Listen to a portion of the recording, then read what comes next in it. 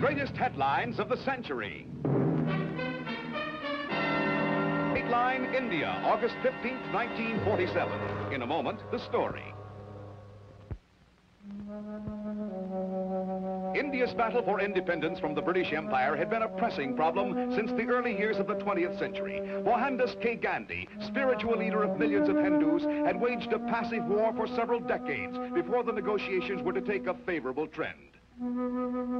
At the conclusion of World War II, Great Britain offered an autonomous state of existence to all of India, leaving the door open for complete independence later. Gandhi and his protege Nehru met with the English delegation and declared that such a situation would be unsatisfactory. They demanded complete withdrawal of all British control.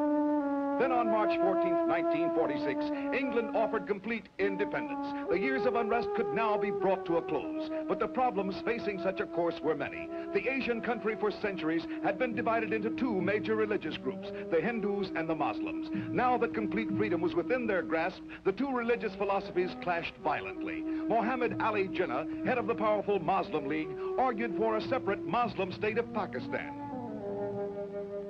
Great Britain had vetoed the partitioning at first as being completely unfeasible, but the threat of uncontrolled civil war forced Prime Minister Attlee's government to reverse the official thinking on the matter. February 20th, 1947, found Lord Mountbatten, a staunch advocate of partitioning, replacing Lord Wavell as the Viceroy of India.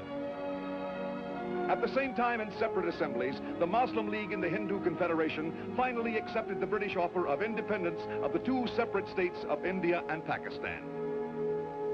August 15th, 1947, found the partitioning going into effect. Almost 2 million people had to be evacuated from one state to the other, as the partitioning line found Muslims living in the Hindu state and Hindus residing in the new Muslim state. Hungry and homeless refugees set up housekeeping in the streets of the major cities. Bewildered, they waited helplessly for someone to take care of them.